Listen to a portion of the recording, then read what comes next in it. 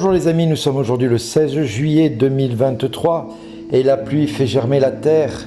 La pluie et la neige qui descendent des cieux n'y retournent pas sans avoir abreuvé la terre, sans l'avoir fécondée et l'avoir fait germer, donnant la semence au semeur et le pain à celui qui doit manger.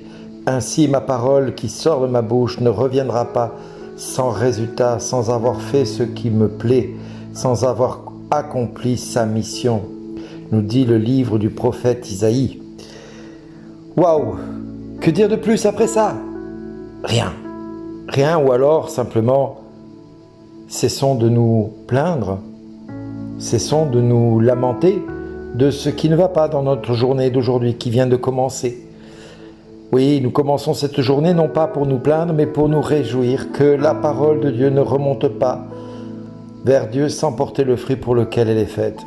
Cette parole qui est sortie de sa bouche, qui a été transmise par les apôtres, par l'histoire d'Israël, là par le prophète Isaïe, mais également par les apôtres plus tard, par l'Église tout entière qui au long des siècles ne cesse de transmettre cette parole, et cette parole ne remonte pas vers Dieu sans porter le fruit pour lequel elle est faite, sans avoir fait ce qui plaît à Dieu, sans avoir accompli sa mission. Oui, elle ne reviendra pas sans résultat. Alors mes frères et sœurs, ne doutons pas que les promesses de Dieu vont se réaliser. Ne doutons pas de cela, les promesses de Dieu vont bien toutes se réaliser parce que le Seigneur nous dit dans le psaume, il visite la terre, il l'abreuve, il la comble de richesses, les ruisseaux de Dieu regorgent d'eau.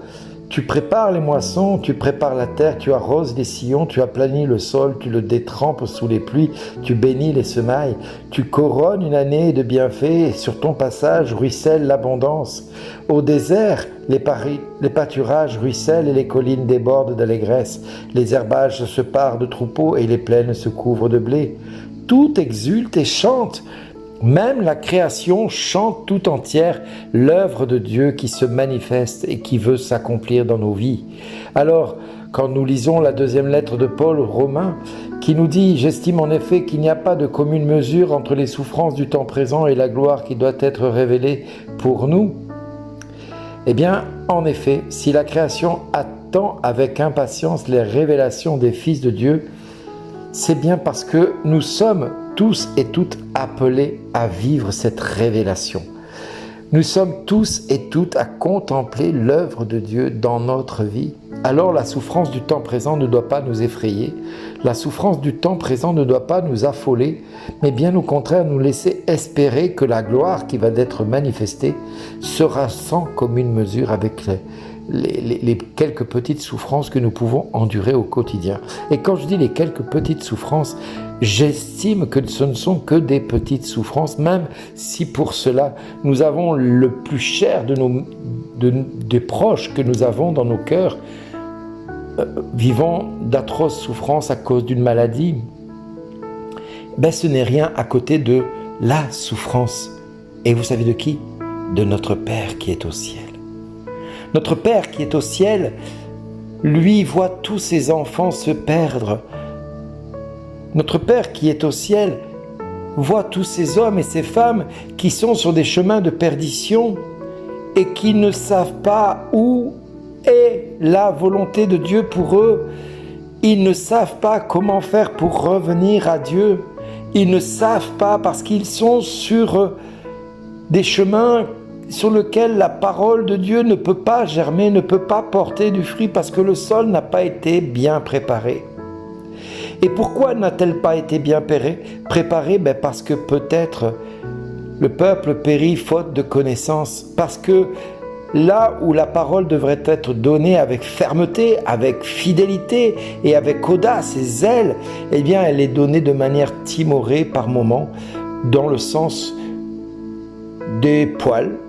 On passe de la pommade dans le sens des poils pour ne pas froisser, pour ne pas contrecarrer, pour ne pas blesser les amours-propres ou l'amour-propre des personnes. J'ai encore entendu dire dernièrement que certains propos que j'ai pu utiliser dans le passé ont peut-être choqué certaines personnes et qu'il fallait que je fasse attention à ce que je dis. Oui, il a raison, celui qui m'a dit ça. Il a raison, je dois faire attention à ce que je dis. Mais non pas pour plaire aux hommes, mais pour plaire à Dieu. Ne nous trompons pas vers qui nous devons plaire, Parce que la personne qui me disait ça était bel et bien sincère et avait vraiment le souci de ne pas blesser. Mais elle se trompait de personne.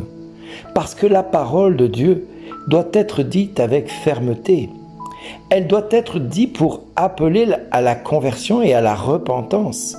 Or, si nous ne donnons pas une parole ferme qui appelle à la repentance et à la conversion, nous privons le peuple de cette révélation des fils de Dieu à laquelle nous sommes tous appelés à découvrir et à vivre. Cette parole que nous donnons ne doit pas plaire aux hommes, mais doit plaire à Dieu.